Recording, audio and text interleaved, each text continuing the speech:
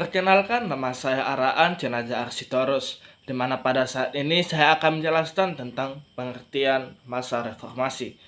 Reformasi adalah proses perubahan atau pembaruan yang dilakukan untuk memperbaiki suatu sistem, baik dalam pemerintahan, ekonomi, sosial, dan bidang lainnya.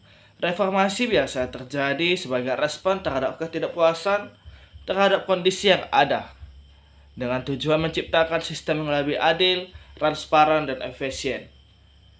Di Indonesia sendiri, masa reformasi dikaitkan dengan pada pemerintahan Bapak Soeharto, yaitu pada tahun 1998, di mana rezim Orde Baru pada masa itu telah berakhir dan sistem pemerintahan mengalami transformasi menuju demokrasi dengan berbagai perubahan dalam aspek politik, hukum, sosial, dan ekonomi.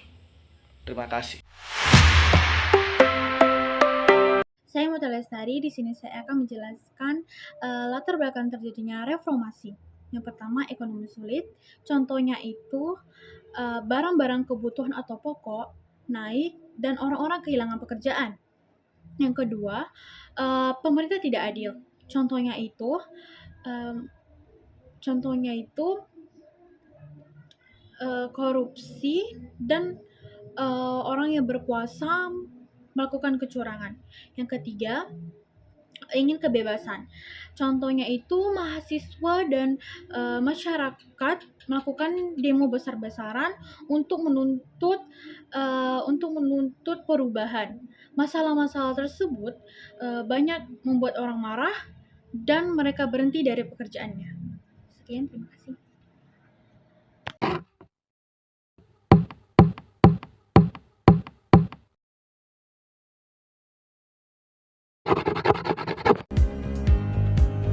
Detik-detik jelang reformasi Indonesia meliputi adanya kedengaran demonstrasi massal dan perubahan politik yang signifikan.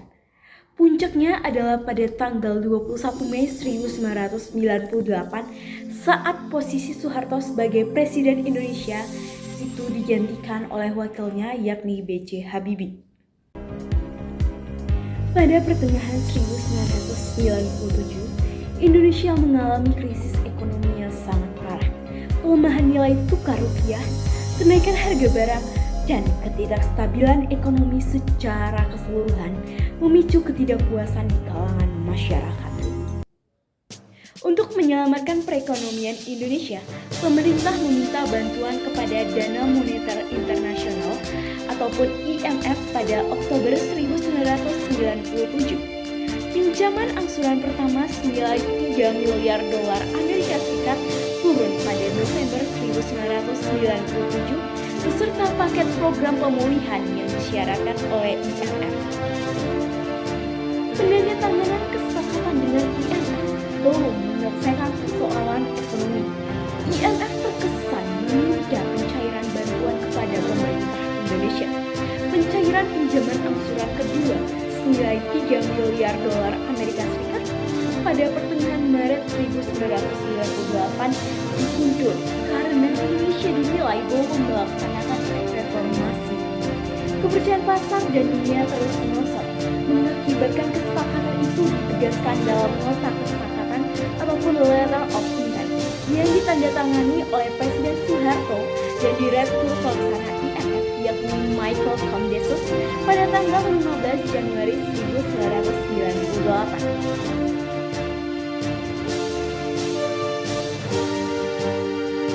Saat Presiden Soeharto berkuasa, tercatat 3 kerusuhan terjadi di ibu kota pada 1974, 1996, dan 1998.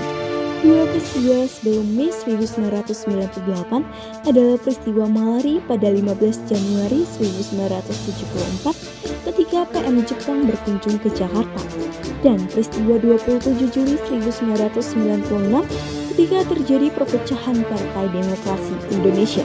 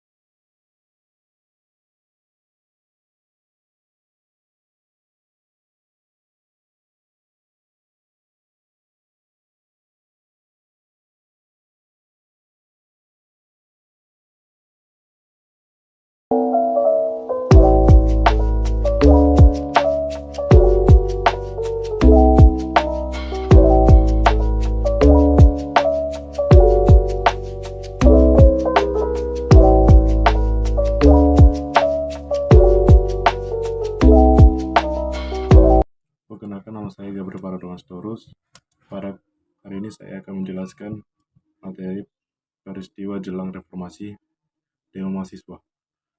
Peristiwa jelang reformasi Indonesia itu terjadi pada tahun 1997 sampai 1998. Mahasiswa memainkan peran penting dalam gelombang protes yang menggulingkan pemerintahan Orde Baru di bawah Presiden Soeharto. Pada saat itu Indonesia mengalami krisis ekonomi yang mendalam, yang disebut oleh krisis moneter pada tahun 1997, yang menyebabkan inflasi tinggi, pemutusan hubungan kerja, dan kemiskinan yang meluas. Demo mahasiswa yang besar dimulai pada tahun 1998 sebagai respon terhadap ketidakpuasan terhadap pemerintah Soeharto yang dianggap semakin otoriter dan korup. Gerakan mahasiswa ini mencakup berbagai elemen termasuk Universitas Indonesia dan banyak kampus-kampus lainnya. Beberapa peristiwa penting dalam demokrasi ini adalah pertama, aksi mahasiswa di Jakarta. Pada bulan Mei 1998, mahasiswa melakukan demonstrasi besar-besaran di Jakarta, terutama di sekitar gedung DPR dan MPR. Mereka menuntut agar Soeharto mundur dan menghentikan sistem yang dianggap korup dan tidak transparan. Yang kedua, tragedi Trisakti. Pada 12 Mei 1998, pada saat unjuk rasa mahasiswa di Universitas Trisakti Jakarta,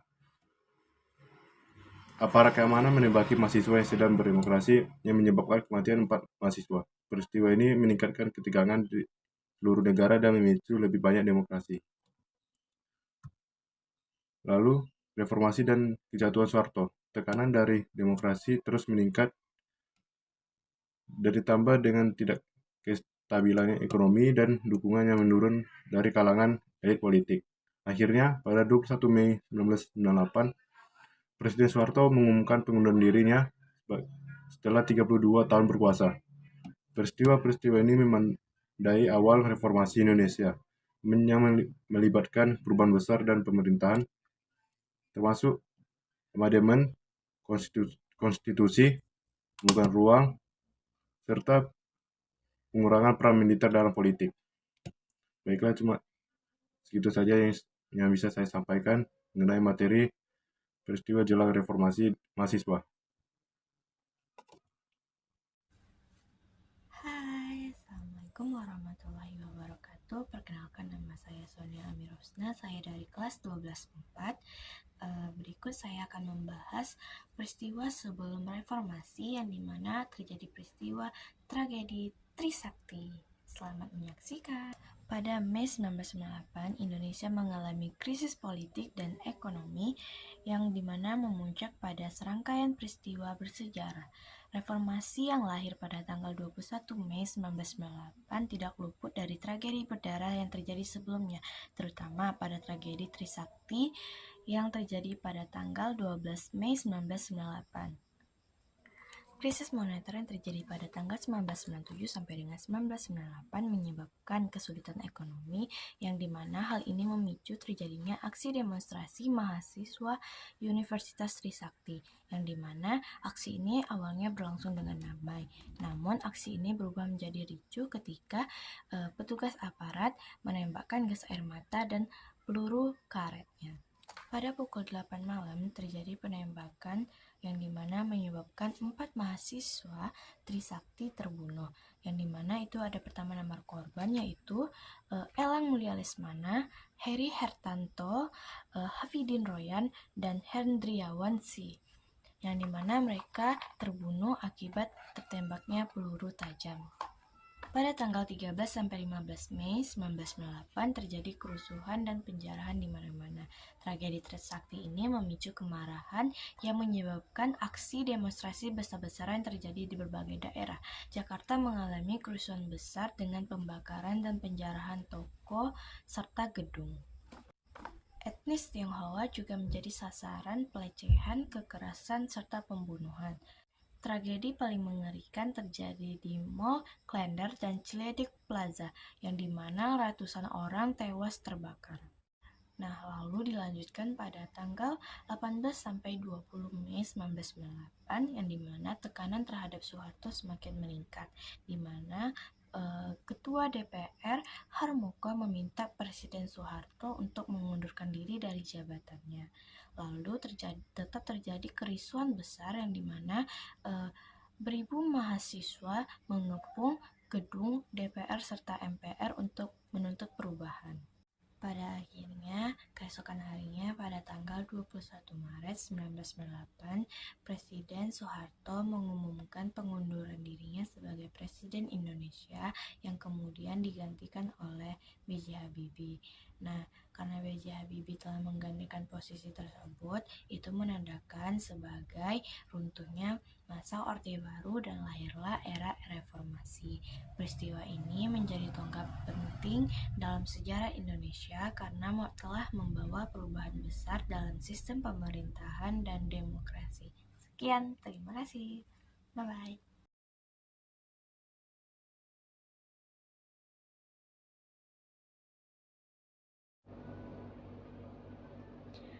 Mei 1998 merupakan salah satu bulan kelam yang ada di dalam sejarah Indonesia.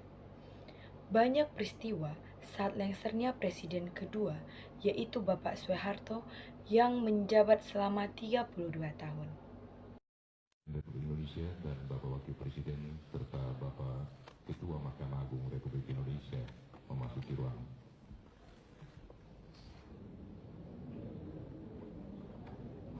Saya memutuskan untuk menyatakan berhenti dari jabatan saya sebagai Presiden Republik Indonesia terhitung sejak saya bacakan pernyataan ini pada hari ini, Kamis 21 Mei 1998.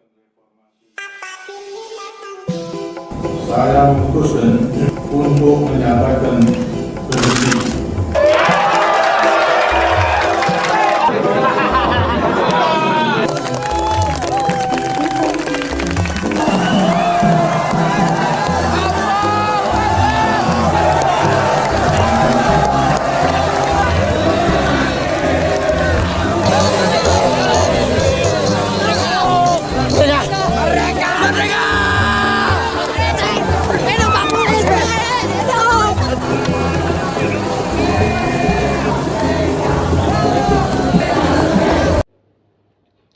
Peristiwa ini didasari maraknya korupsi, kolusi, dan nepotisme yang ada di dalam pemerintahan, dan naiknya harga sembako, imbas dari turunnya nilai tukar yang kita sebut dengan krisis moneter 98. Kejadian ini membuat masyarakat Indonesia geram dan melakukan aksi menuntut reformasi.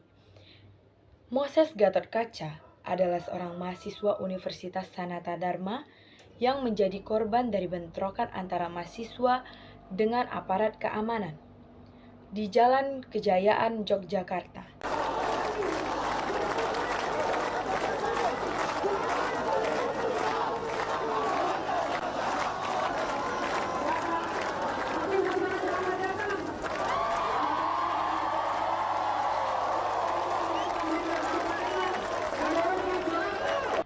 Di Jakarta, mahasiswa Trisakti mengadakan aksi damai mimbar bebas.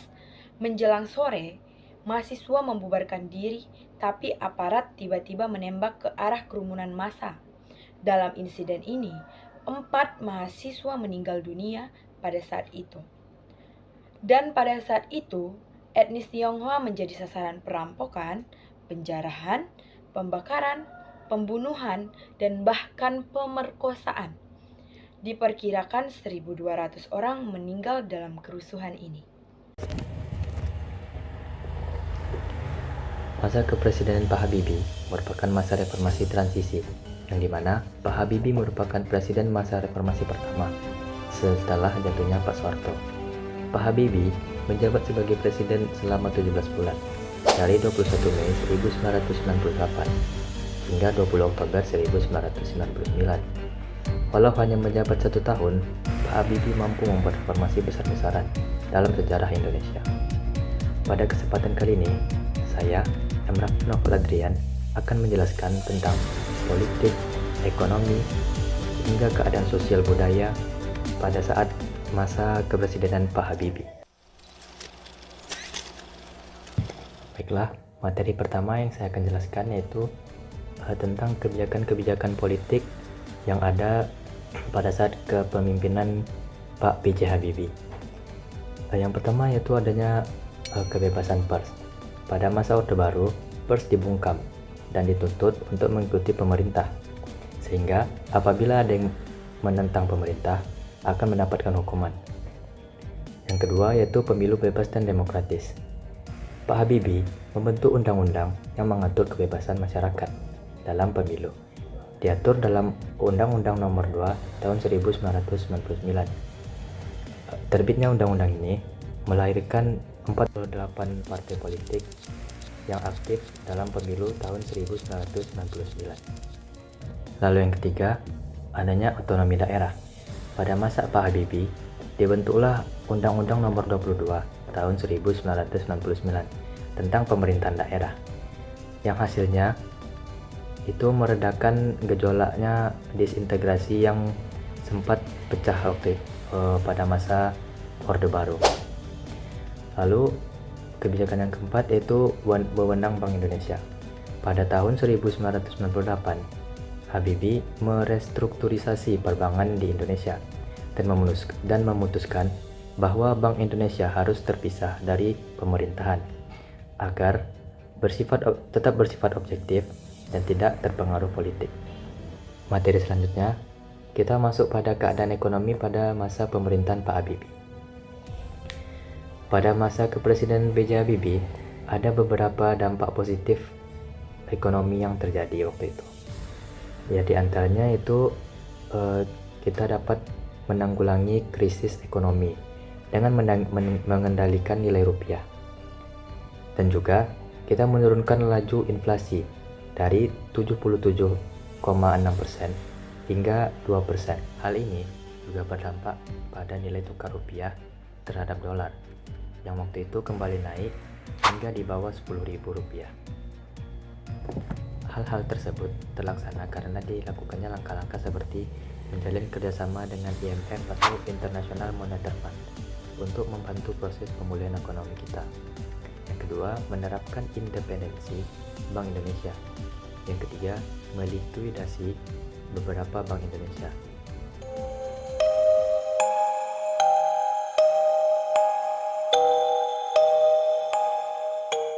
Dengan ditayangkannya video tadi, ini akan terkaitkan dengan materi kita selanjutnya, yaitu dampak kepemimpinan Pak Habibie terhadap bidang sosial dan budaya kita. Pada bidang sosial, dikeluarkannya keputusan Presiden nomor 181 yang akhirnya melahirkan Komisi Nasional Perempuan Indonesia yang dilatar belakangi oleh terjadinya kekerasan fisik ataupun seksual pada kerusuhan 1998 Mei yang menimpa perempuan, khususnya etnis Tionghoa. Yang kedua yaitu di bidang budayanya. Pada bidang budaya ditandatanganinya Inpres nomor 26 tahun 1999 dan Inpres nomor 4 tahun 1999 tentang diskriminasi terhadap warga etnis Tionghoa di Indonesia. Di dalam Inpres tersebut dihapuskan larangan berbicara dan mengajarkan bahasa Mandarin. Baiklah, hanya itu saja materi yang dapat saya sampaikan. Materi selanjutnya yaitu masa reformasi di bawah kepemimpinan Pak Gus Dur yang akan dijelaskan oleh teman saya Noviana. Selanjutnya, saya Novi akan menjelaskan tentang masa pemerintahan reformasi, ekonomi, sosial, dan budaya di masa Gus Dur. Masa pemerintahan Abdurrahman Wahid atau biasa kita kenal dengan Gus Dur berlangsung dari 20 Oktober 1999 hingga 23 Juli 2001. Meskipun singkat, pemerintahannya membawa perubahan signifikan di berbagai bidang.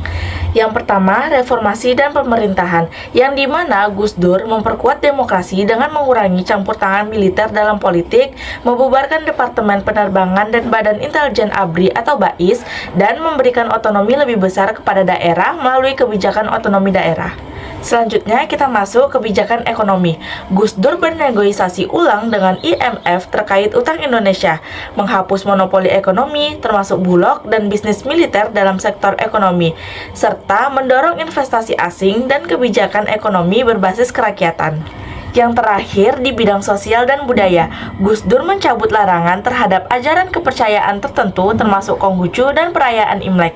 Gus Dur memperjuangkan hak asasi manusia atau HAM dan meminta maaf kepada korban pelanggaran HAM di masa lalu. Gus Dur juga menghapus sensor ketat terhadap pers dan seni serta memulihkan kembali perayaan-perayaan budaya Tionghoa. Baik, cukup sekian penjelasan saya di masa pemerintahan Gus Dur. Kurang dan lebihnya saya mohon maaf.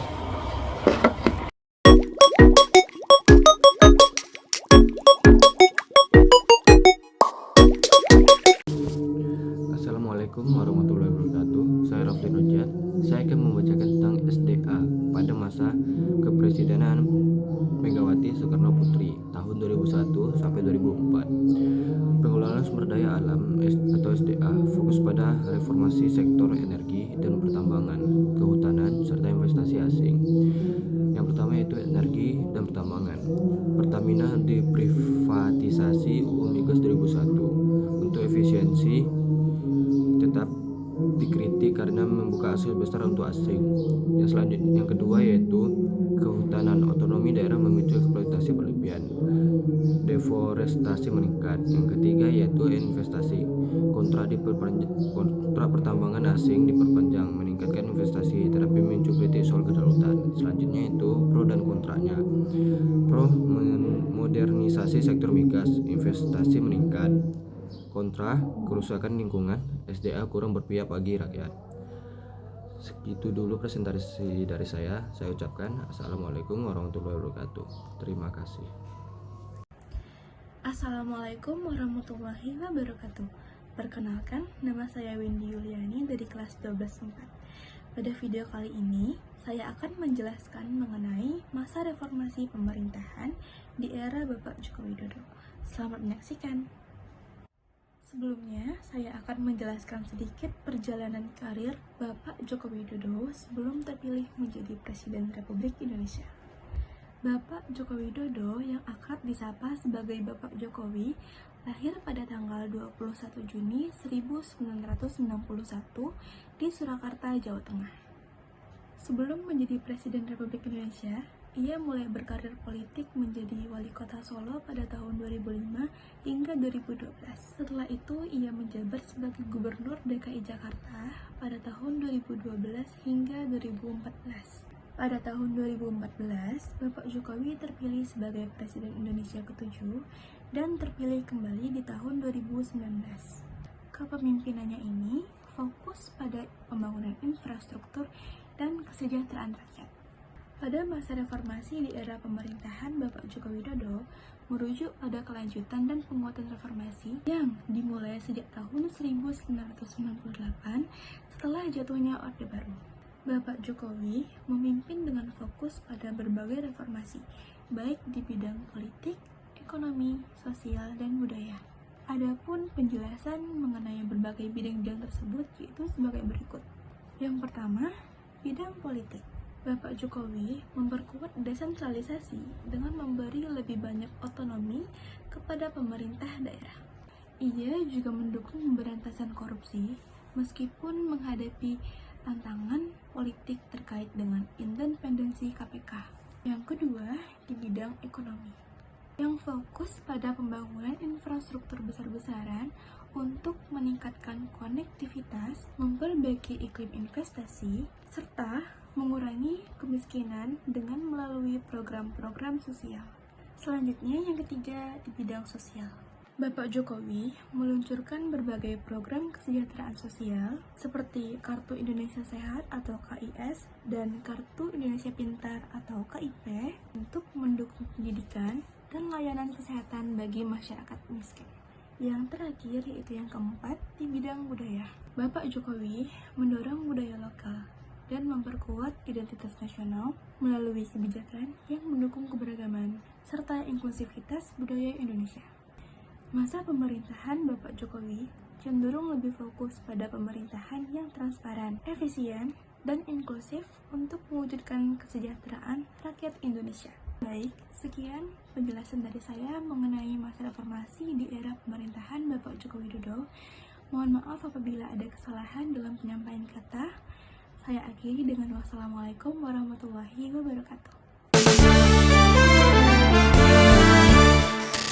Assalamualaikum warahmatullahi wabarakatuh. Perkenalkan, nama saya Abel Sudahyuni. Saya berasal dari kelas 12/4.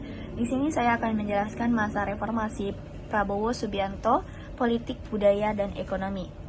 Nah, seperti yang kita ketahui, Prabowo Subianto dilantik sebagai Presiden ke-8 Republik Indonesia pada tanggal 20 Oktober 2024 di Kompleks Parlemen Jakarta. Pelantikan ini menandai dimulainya pemerintahan 5 tahun Prabowo Subianto sebagai Presiden dan Gibran Rakabuming Raka sebagai Wakil Presiden Republik Indonesia. Nah, untuk masa reformasi di Indonesia tidak secara langsung dikaitkan dengan Prabowo. Nah, masa reformasi di era kepemimpinan Prabowo Subianto diprediksi akan mengalami perubahan yang signifikan sebagai Presiden. Prabowo memiliki ambisi untuk membangun Indonesia menjadi bangsa yang besar, berdaulat dan mandiri, serta memberikan keadilan sosial bagi semua. Namun ada beberapa hal yang perlu diperhatikan dalam masa reformasi di era Prabowo seperti kekuasaan yang terkonsentrasi. Prabowo memiliki kekuasaan yang besar dan terkonsentrasi yang dapat membuatnya sulit untuk diawasi dan dikontrol. Yang kedua, pengaruh militer. Prabowo memiliki latar belakang sebagai tentara yang dapat membuatnya memiliki pengaruh yang besar dalam bidang keamanan dan pertahanan. Yang ketiga, kebijakan ekonomi. Prabowo memiliki kebijakan ekonomi yang berorientasi pada pembangunan infrastruktur dan industri ekstraktif yang dapat memiliki dampak yang signifikan pada lingkungan dan masyarakat. Dalam masa reformasi di era Prabowo, ada beberapa hal yang perlu diwaspadai seperti pelanggaran HAM dan korupsi. Nah, Prabowo ini memiliki catatan pelanggaran HAM yang buruk yang dapat membuatnya sulit untuk membangun kepercayaan dengan masyarakat. Korupsi, Prabowo memiliki kebijakan yang berorientasi pada pembangunan infrastruktur dan industri ekstraktif yang dapat membuatnya rentan terhadap korupsi. Nah, dalam keseluruhan masa reformasi di era Prabowo Subianto diprediksi akan mengalami perubahan yang signifikan, namun ada beberapa hal yang perlu diwaspadai untuk memastikan bahwa reformasi dapat berjalan dengan efektif dan adil. Nah, seperti yang kita ketahui, Prabowo pada tahun 1998 dia pernah mencalonkan sebagai calon presiden dan memiliki visi misi sendiri untuk memajukan Indonesia, tapi tidak secara langsung terkait dengan perubahan-perubahan yang terjadi selama masa reformasi. Contoh perubahan dalam bidang politik, transisi ke demokrasi. Indonesia bertransisi dari sistem pemerintahan otoritarian ke demokrasi. Yang kedua, perubahan dalam bidang budaya yang lebih terbuka. Indonesia mulai lebih terbuka terhadap pengaruh budaya asing, terutama dari Barat. Yang ketiga, perubahan dalam bidang ekonomi. Perekonomian yang lebih terbuka, Indonesia membuka diri terhadap investasi asing dan perdagangan internasional. Nah, itu beberapa visi misi atau perubahan yang terjadi pada Prabowo pada saat dia ingin mencalon sebagai presiden pada tahun 2014 dan 2019. Demikian yang dapat saya sampaikan. Saya sudahi dengan Assalamualaikum warahmatullahi wabarakatuh. Halo, selamat siang. Perkenalkan, nama saya Clara Sabrina dari kelas 12/4. Di sini saya akan mempresentasikan video sejarah.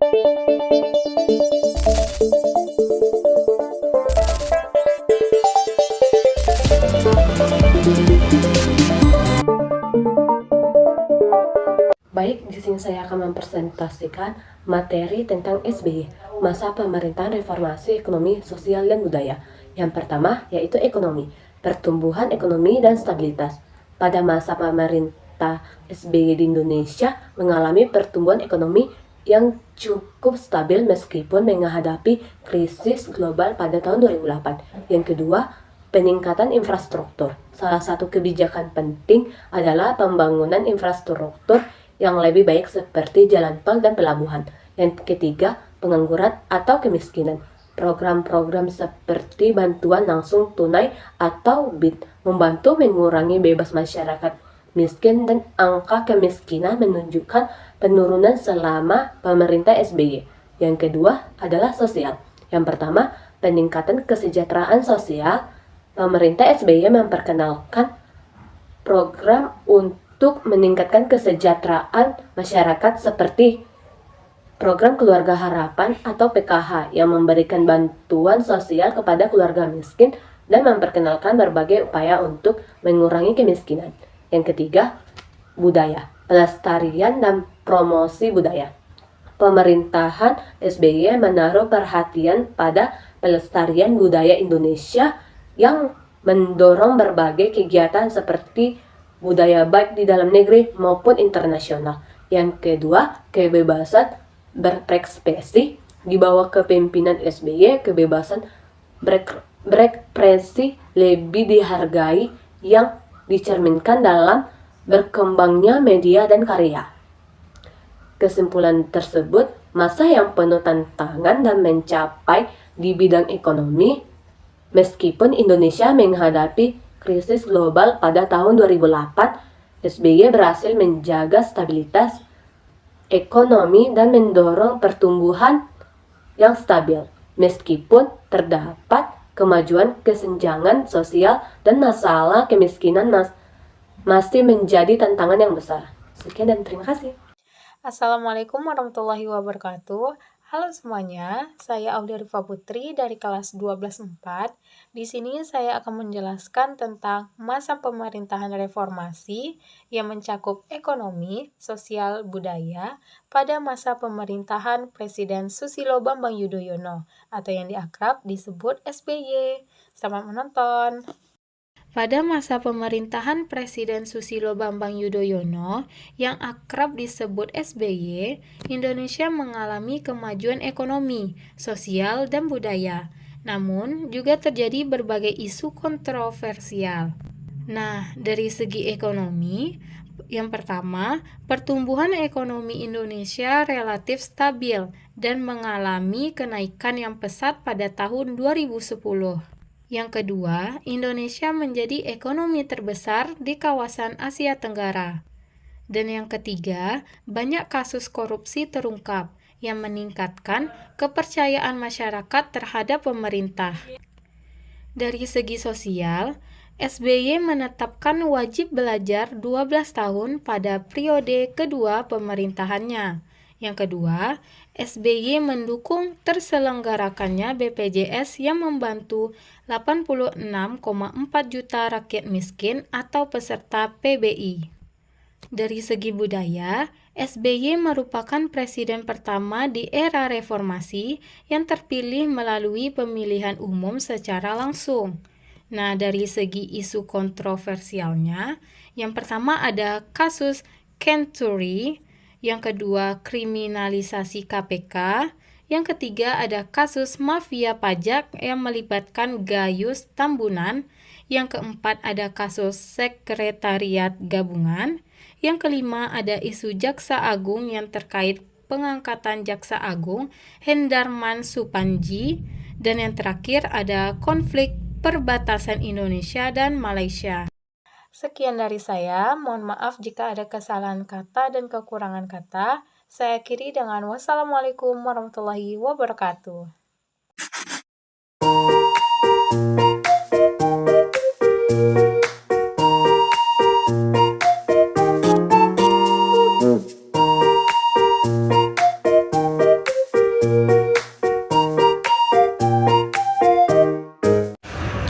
Assalamualaikum warahmatullahi wabarakatuh. Perkenalkan, nama saya Fal Muhammad Ihsan dari kelas 12-4. Di sini saya ingin menjelaskan materi mengenai dampak di bidang sosial pada masa reformasi dari setiap periode kepresidenan di Indonesia.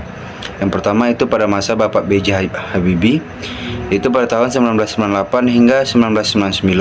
Yang pertama di mana kebebasan pers, itu pembatasan terhadap media dicabut sehingga pers lebih bebas dalam memberitakan berbagai isu. Yang kedua itu peningkatan demokrasi, itu reformasi politik mendorong kebebasan berpendapat dan meningkatnya peran masyarakat sipil.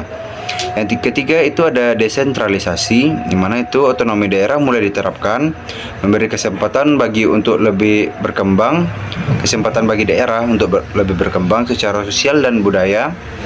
Dan yang keempat itu ada konflik sosial, di mana muncul berbagai konflik sosial dan etnis di Ambon, seperti di Ambon, Poso, dan Timur-Timur akibat ketegangan yang lama terpendam.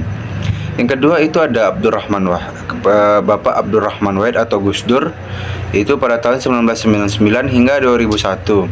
Yang pertama yaitu pluralisme dan kebebasan beragama, yang dimana Gus Dur mencabut larangan terhadap beberapa organisasi seperti pengakuan kembali terhadap keberadaan Konghucu. Yang kedua itu pemberdayaan kelompok minoritas seperti memperjuangkan hak kelompok minoritas dan mendorong toleransi antara umat agama. Dan yang ketiga itu konflik etnis dan agama, dimana meskipun ada upaya rekonsiliasi, konflik di Maluku dan Kalimantan Barat masih terjadi. Yang ketiga itu Presidenan Ibu Megawati Soekarno Putri, itu pada tahun 2001 hingga 2004. Yang mana pertama pemberdayaan perempuan, di mana sebagai presiden perempuan pertama, Ibu Megawati menjadi simbol peningkatan peran perempuan dalam politik dan pemerintahan. Yang kedua itu penyelesaian konflik sosial, di mana upaya damai dilakukan terhadap konflik di Aceh dengan perjanjian damai sementara. Yang ketiga itu ada pemulihan sosial pasca krisis, di mana Ibu Megawati berusaha menstabilkan kondisi sosial dengan program-program pemulihan ekonomi yang berdampak pada kesejahteraan masyarakat. Yang keempat itu ada Bapak Susilo Bambang Yudhoyono atau Bapak SBY, itu pada tahun 2004 hingga 2014. Yang pertama itu peningkatan akses atau pendidikan dan kesehatan, program BOS atau bantuan operasi sekolah dan jaminan kesehatan masyarakat, itu Jamkesmas, diterapkan untuk mendukung masyarakat miskin. Yang kedua itu penyelesaian konflik Aceh melalui perjanjian Helsinki pada tahun 2005. Konflik panjang di Aceh dengan gerakan Aceh Merdeka atau GAM berhasil diselesaikan secara damai. Lalu yang ketiga itu ada pemberantasan terorisme, itu upaya penanggulangan terorisme semakin ditingkatkan setelah beberapa serangan bom di Indonesia seperti bom Bali pada tahun 2005 dan bom JW Marriott. Yang keempat itu ada urbanisasi dan masalah sosial, di mana pertumbuhan kota yang pesat menyebabkan meningkatkan masalah sosial seperti kemiskinan dan pengangguran. Yang terakhir itu ada Bapak Joko Widodo, itu pada tahun 2014 hingga tahun 2024 kemarin, di mana terjadinya pembangunan infrastruktur sosial, yaitu pembangunan jalan, listrik, dan internet di daerah terpencil sehingga meningkatkan akses pendidikan dan kesehatan. Lalu yang kedua itu terciptanya Kartu Indonesia Pintar atau KIP dan Kartu Indonesia Sehat itu KIS, di mana program sosial yang membantu masyarakat kurang mampu untuk mendapatkan pendidikan dan layanan kesehatan gratis. Yang ketiga itu adanya toleransi dan radikalisme, yaitu meningkatnya isu intoleransi sosial, terutama terkait agama dan politik, menjadi tantangan bagi stabilitas sosial. Yang keempat itu ada penguatan ekonomi kerakyatan, di mana mendorong UMKM dan ekonomi berbasis digital untuk meningkatkan kesejahteraan sosial masyarakat. Namun dari segala itu, secara keseluruhan, masa reformasi membawa perubahan sosial yang signifikan, mulai dari kebebasan berekspresi, peningkatan kesejahteraan masyarakat, hingga tantangan dalam menghadapi konflik sosial dan radikalisme. Terima kasih.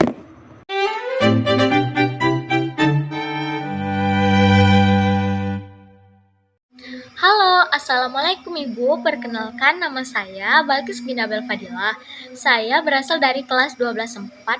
Di sini saya akan menjelaskan dampak ekonomi yang terjadi pada era reformasi semasa kepemimpinan Bapak B.J. Habibie. Yang pertama yaitu nilai tukar rupiah berhasil dipotong terhadap dolar berkisar 10.000 hingga 15.000 rupiah. Yang kedua, mulai diterapkannya independensi Bank Indonesia agar lebih fokus mengurus perekonomian Indonesia. Yang ketiga yaitu merestrukturasi dan merekapitulasi perbankan melalui pembentukan Badan Penyihatan Perbankan Nasional atau bisa disebut juga dengan BPPN dan unit pengelola aset negara. Yang keempat yaitu melikuidasi beberapa bank yang bermasalah. Yang kelima yaitu menaikkan nilai tukar rupiah terhadap dolar hingga di bawah 10.000 rupiah. Yang keenam yaitu membentuk lembaga pemantau dan menyelesaikan masalah utang luar negeri. Yang ketujuh yaitu mengimplementasikan reformasi ekonomi yang disyaratkan International Monetary atau FUD atau bisa disebut juga dengan IMF. Yang terakhir yaitu mengesahkan Undang-Undang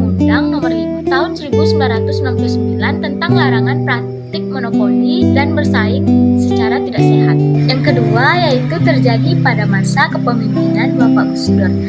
Semasa kepemimpinan Bapak Gus Dur, dampak ekonomi yang terjadi pada era reformasi adalah yang pertama, kondisi perekonomian di Indonesia sudah mulai membaik, meskipun belum stabil, seperti laju pertumbuhan PDB atau nilai pasar semua barang dan jasa yang diproduksi negara mulai maju positif dan pertumbuhan ekonomi hampir mencapai 5%. Yang kedua yaitu membentuk Dewan Ekonomi Nasional untuk mengatasi krisis. Yang ketiga terjadi pada kepemimpinan Ibu Megawati Soekarno Putri. Semasa jabatannya, dampak ekonomi yang terjadi dalam era reformasi adalah yang pertama, kurs rupiah mulai stabil. Yang kedua yaitu pengajuan untuk menunda pembayaran hutang. Yang ketiga yaitu melakukan pembayaran hutang di luar negeri. Yang keempat, melakukan privatisasi badan usaha milik negara atau bisa disebut juga dengan BUMN. Akhir dari kepemimpinan Ibu Megawati sebagai Presiden Indonesia digantikan oleh Bapak Susilo Bambang Yudhoyono. Semasa jabatannya, dampak ekonomi yang terjadi dalam era reformasi adalah yang pertama yaitu angka pertumbuhan ekonomi rata-rata 5% per tahun. Yang kedua, pengurangan subsidi atau BBM. Yang ketiga yaitu pemberian bantuan langsung tunai atau bisa disebut juga dengan BLT. Yang keempat yaitu mengurangi utang luar negeri dan melunasi utang IMF. Sekian dari saya. Assalamualaikum warahmatullahi wabarakatuh. Assalamualaikum warahmatullahi wabarakatuh. Saya Wisnu Hidayat dari kelompok 2 materi reformasi. Di sini saya akan menjelaskan tentang kebudayaan pada masa reformasi. Sebelum itu saya akan menjelaskan sedikit tentang apa itu inti reformasi. Inti reformasi adalah segala sesuatu baik yang sudah dari kinerja bangsa dan negara di masa lampau, memperbaiki kekurangannya serta melakukan pembaruan untuk menjawab masa depan. Selanjutnya saya akan menjelaskan kebudayaan. Dalam bidang ini dilakukan upaya untuk menjaga kelestarian warisan budaya. Upaya ini dilakukan untuk menghindari klaim negara lain terhadap warisan budaya Indonesia. Berikut beberapa contoh warisan budaya yang telah diakui internasional melalui UNESCO. Yang pertama, Candi Borobudur diakui pada tahun 1991. Yang kedua, Candi Prambanan diakui pada tahun 1991. Yang ketiga, situs prasejarah Sangiran diakui pada tahun 1996. Yang keempat, Wayang diakui pada tahun 2003. Yang kelima, Kris diakui pada tahun 2005. Yang keenam, Angklung diakui pada tahun 2010. Dan masih banyak lagi warisan budaya yang telah diakui internasional melalui UNESCO. Baiklah, hanya segitu yang bisa saya sampaikan. Lebih dan kurang saya mohon maaf. Assalamualaikum warahmatullahi wabarakatuh.